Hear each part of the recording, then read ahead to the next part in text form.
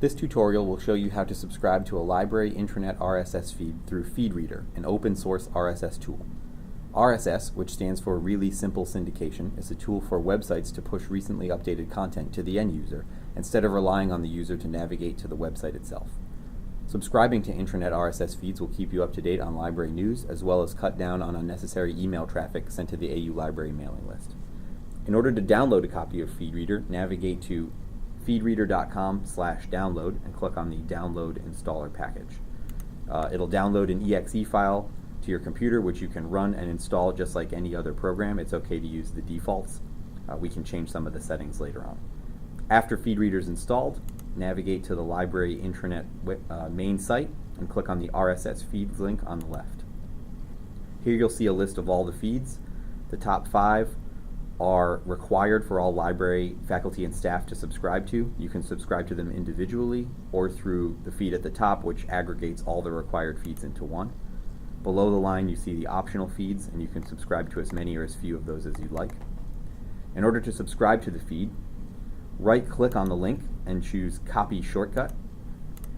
Once you've installed Feedreader, you'll see it show up on the taskbar as a small gray box. If you hold your mouse over it for a second or so, it'll say Feedreader with the version number. Double-click on that, and Feedreader will open.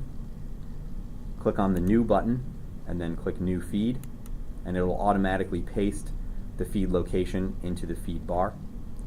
You then click OK, and it'll add the feed on the left and allow you to rename it.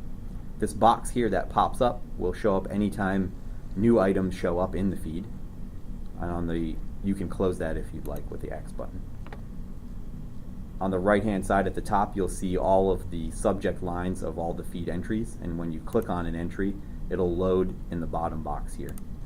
Once you read a feed, it'll change from bold to normal text, and the number on the left that shows you unread will go away. You can subscribe to as many feeds as you like, and they'll keep loading in this left-hand pane in a tree view.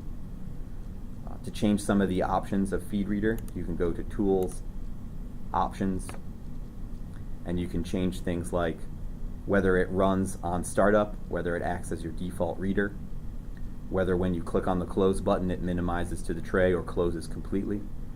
You can also choose how many times a day to show the notifications of new feeds, either once an hour as they arrive or not at all.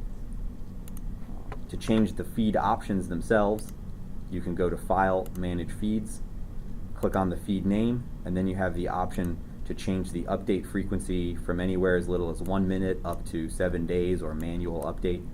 IntelliUpdate updates usually every 20-30 minutes depending on how frequently you're using the program. And that's pretty much all for the options, and that's how you subscribe to feeds in Feedreader.